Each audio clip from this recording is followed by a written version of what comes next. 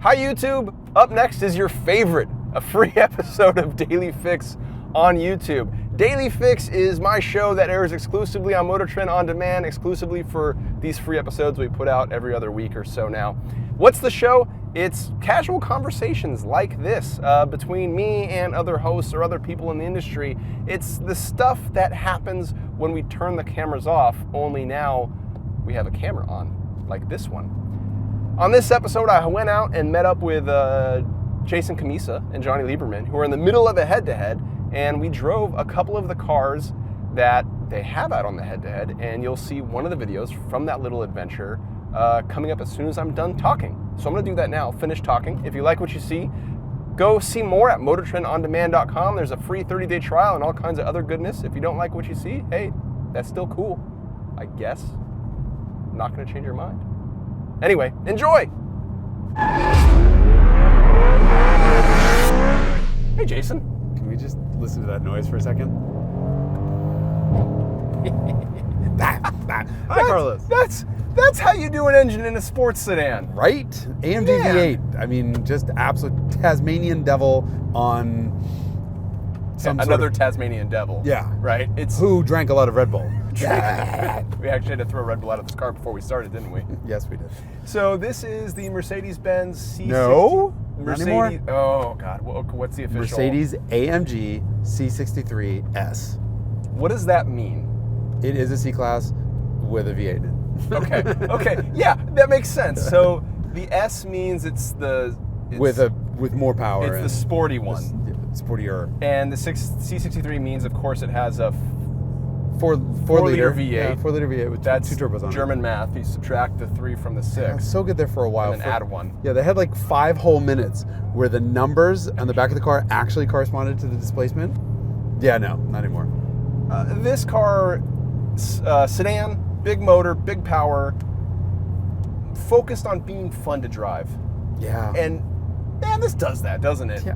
Look, you know, this car doesn't come with a manual transmission and it's got a Mercedes badge on it. So immediately people dismiss it as, well, it's the old man's car of the group and, you know, it's not going to be all that fun to drive.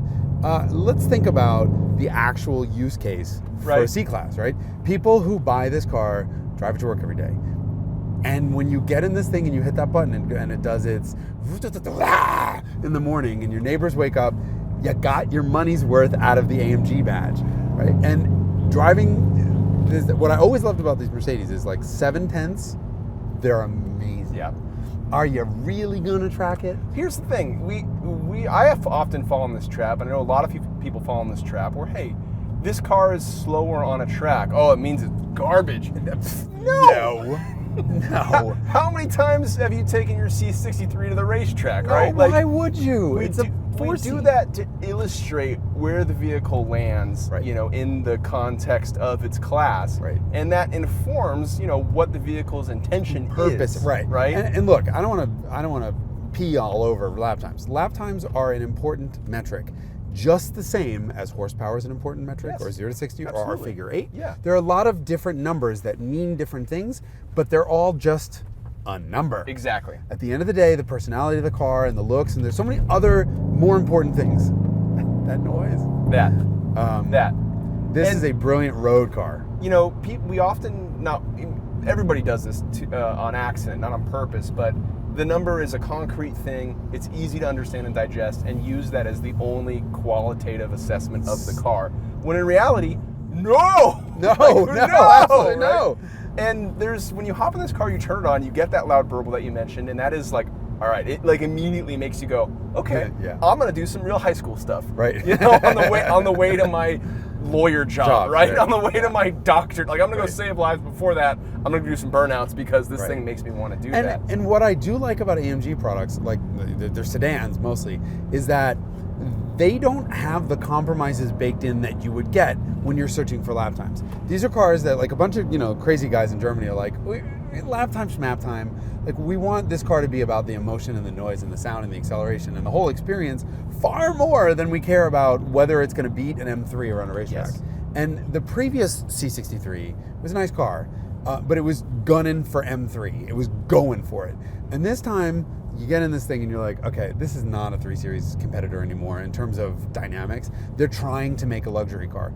And this is much more like the old S63 was, where, okay, we're a luxury car first and foremost, but let's get a little bit of jazz. Let's have that. Yeah, let's have a sense of humor, right? Like, that's really what it comes down to, is making the car fun, right? More so than anything else. And that really is like way more important on a day-to-day basis. It's far more important than lap times. And let's be honest, right? If you want to set a really fast lap time, you know, there are much better cars to do that with at this price point, first, right? Go buy yourself a little sports car that weighs 2,000 pounds. But also, you know who you're not? Randy effing Popst, right? Ooh, no, I didn't like how close I was getting to that. We're not pro drivers. Even we're not. We do this for a living, and we're not setting the lap times. We have Randy. We're off his pace for sure. Right. So that lap time is kind of really irrelevant. Sorry. That is what. No, that's sorry. Why I've ruined your point. But no, you cemented my point. Look at the smile that you're like. That just feels good. It's that squirt out of the corner. Mm-hmm. This is the heaviest car in its class, I would imagine. Yet the steering retains a lightness. Mm-hmm. The weight feels controlled and low. Yep. Whether it actually is or not, I don't know. But that's a sensation it feels right. It gives me. And the way the torque comes in when you come off a throttle just gives you this fantastic feeling of acceleration, and it is that sensation of just wow, like a roller coaster ride. You know, just that feeling of just being thrust pushed along. Yep. Oh, it's terrific. And the V8 pays dividends more than just noise, right? This is a bigger displacement motor than most, with more cylinders, and it makes more power off boost. And what I like about that is the transition from off boost to on boost is smaller than the other engines, right? It makes the same amount of power, but it does it with less boost, and that's better as a driver. You have the power band is broader, and it feels that way.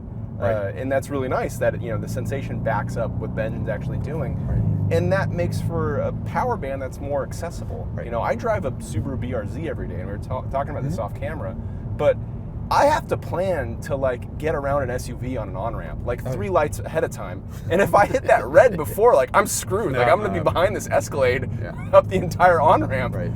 And so when you have a power band that's accessible at a moment's notice, it helps. That feels real good. It helps. And look, I drive a slow car on a daily basis too.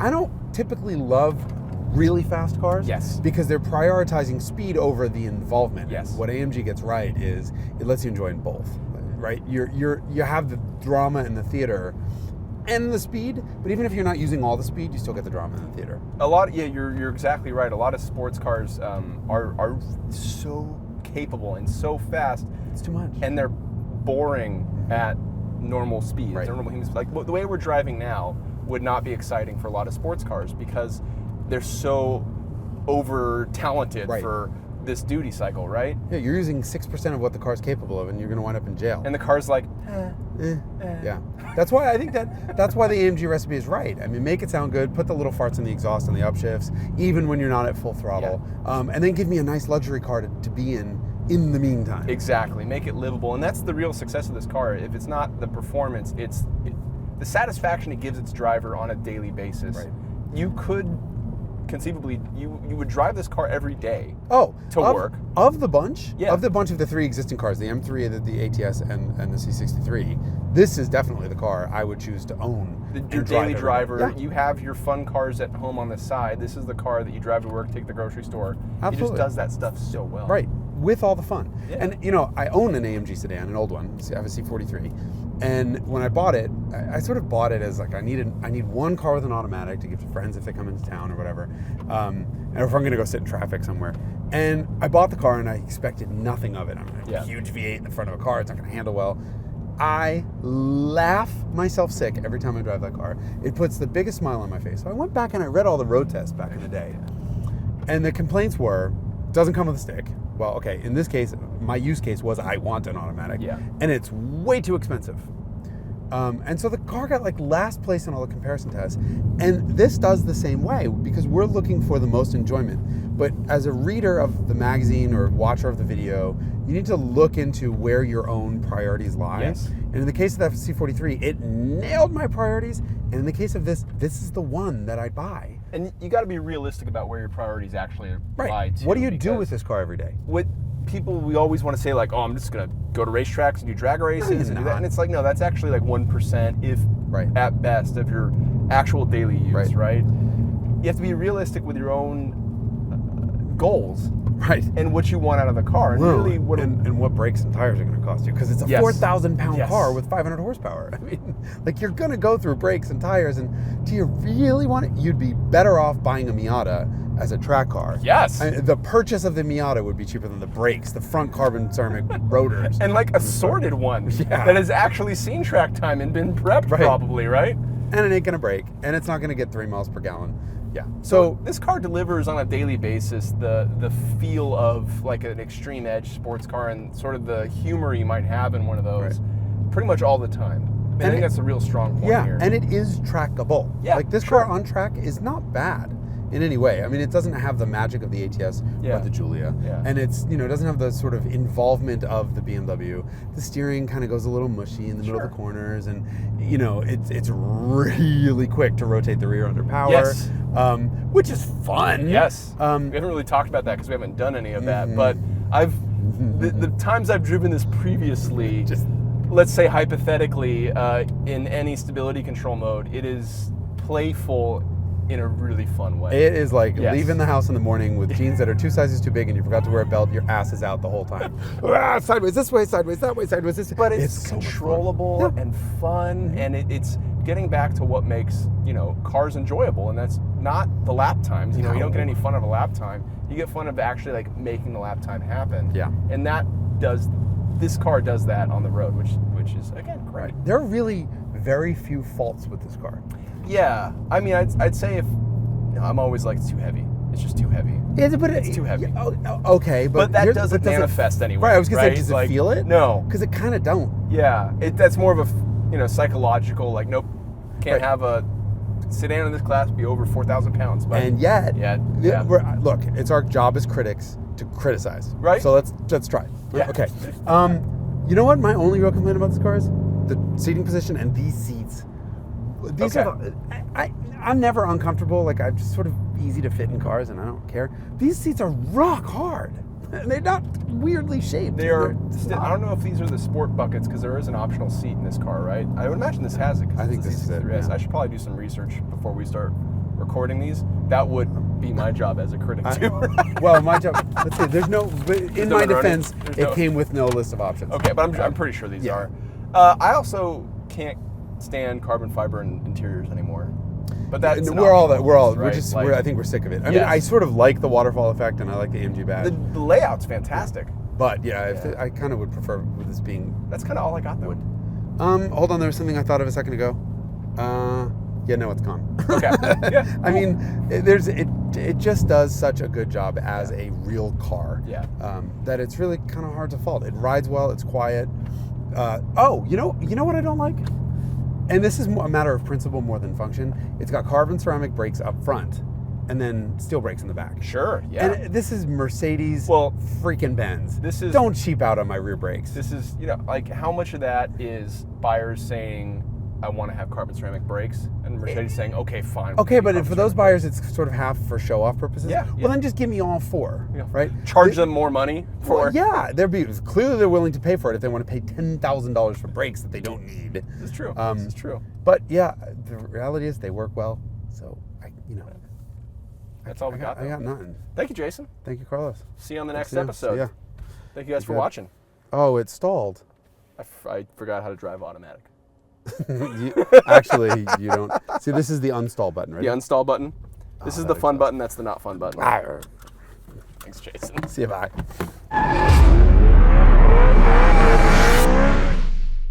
Here's what you missed last week on Daily Fix, exclusively on MotorTrend On Demand. This is the Chevy Bolt. Nope. Chevy Bolt EV. 2017 car of the year. The Chevy Bolt. I am not your typical EV driver. I like acceleration and going fast. We're going to drive the Alfa Romeo Giulia Quadriflorio for 60 seconds, and then we're going to talk about it. Fast. Yeah, baby. I'm Carlos Lago, and if you didn't watch last week's Daily Fix, you should do that now. It's exclusive on MotorTrend.